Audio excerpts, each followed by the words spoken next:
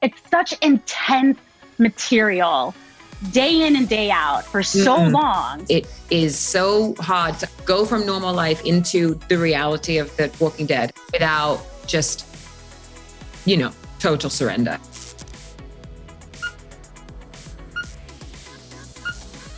Welcome, Lauren. Thank you so much for hanging out with me. We're here to talk about The Walking Dead. This is life and death. How you live, how you die.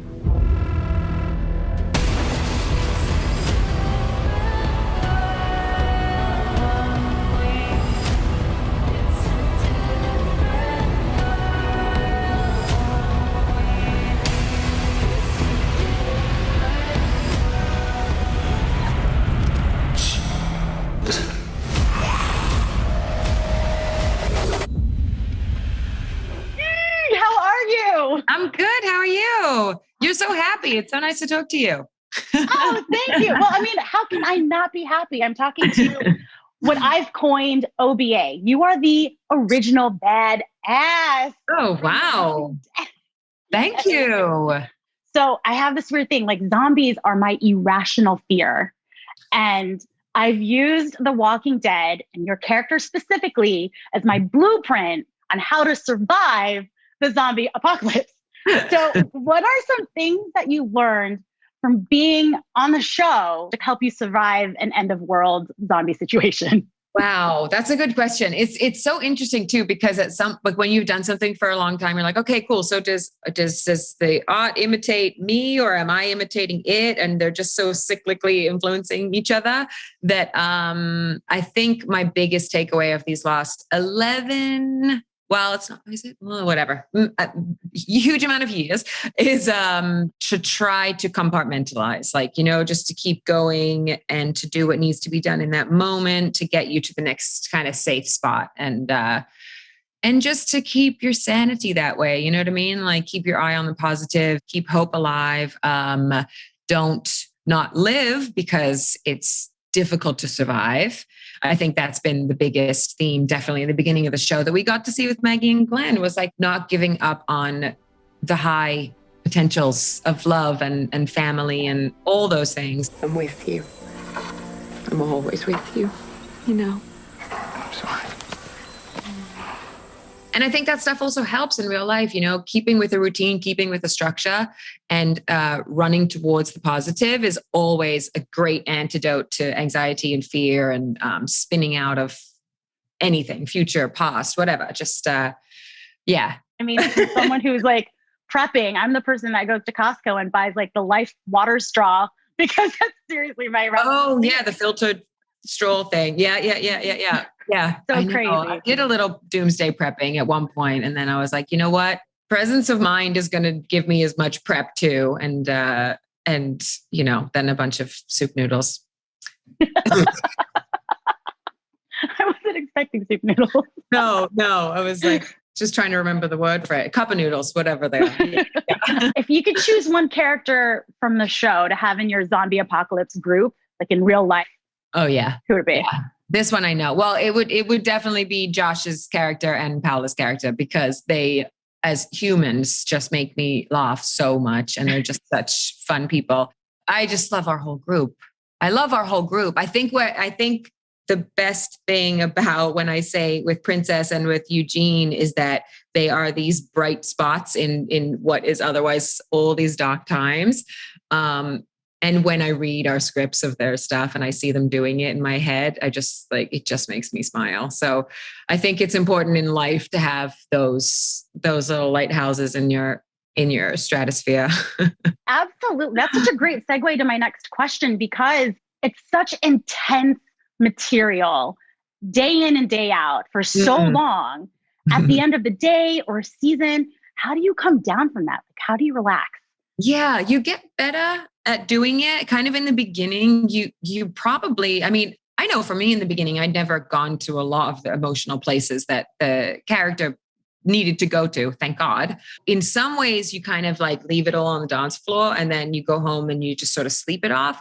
But there, I think, cumulatively become these kind of these residual effects of being in that headspace often. So in so many ways over the years, it's been about remembering the balance. And I love to sort of like really like immerse myself in the pain of it, because it is so hard to otherwise like go from normal life into the reality of the Walking Dead, how these people live, without just, total surrender. You really do have to be like, life and death. There's this way or this way, and one is death and one is life. And so those extremes don't often exist in our normal lives. And so the show has required for all of us to inhabit that headspace. And I think it's just been a case of just like remembering to just let it go when it's done, and do fun things and see people, and do as much as you can of maintaining, travel to the weddings, get to all the things, even when you're working, so that you get that life balance. And so you maintain your happy, bright things in life. Absolutely. I mean,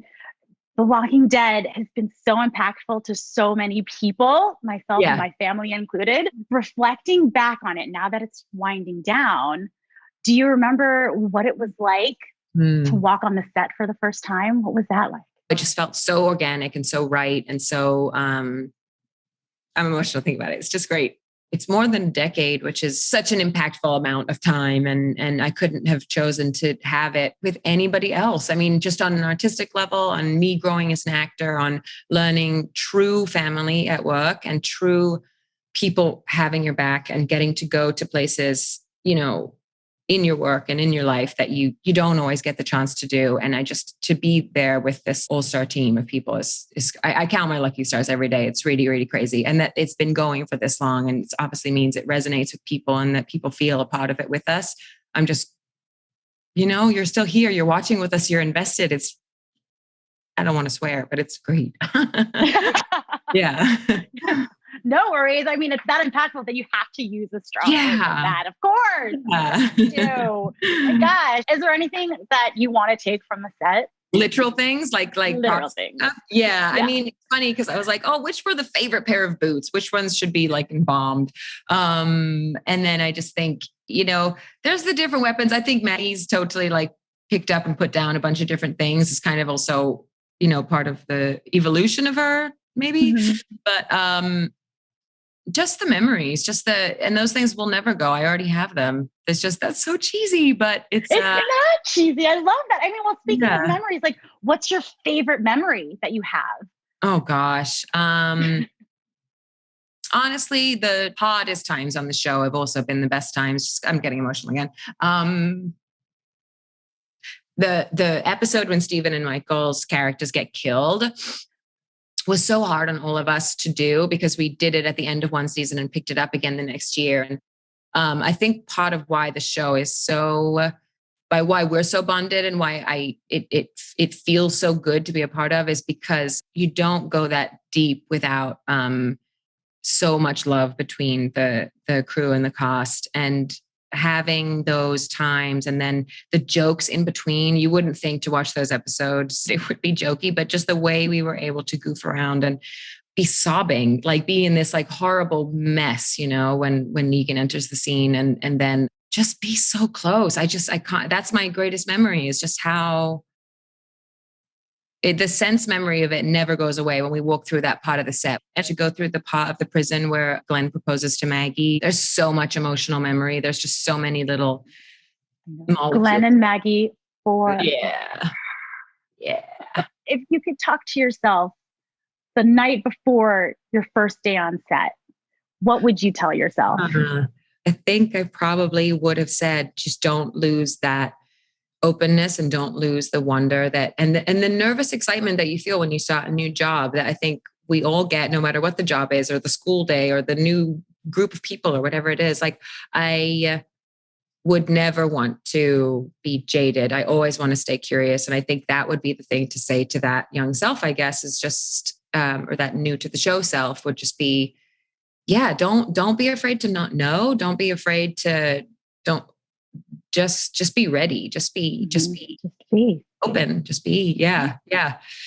Oh my gosh, Lauren, thank you so much for not only this time together, but for what you gave us through the show and through Maggie. It's been really, really my honor. Thank you. I give you a virtual hug too. Virtual hug. See you there. Bye.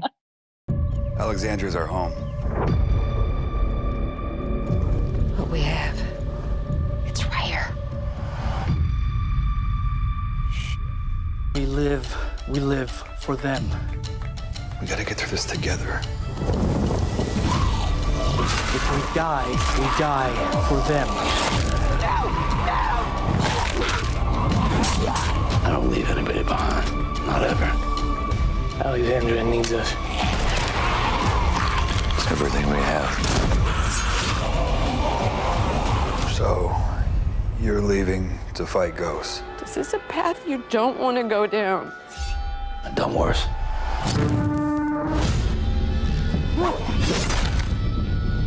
These people, they want stuff.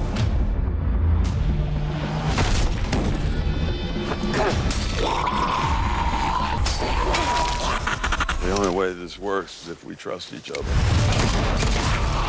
So what do you say? If you say trust him, I'll trust him. The woman who left was not the one standing here now. So keep pushing me, Negan. Please.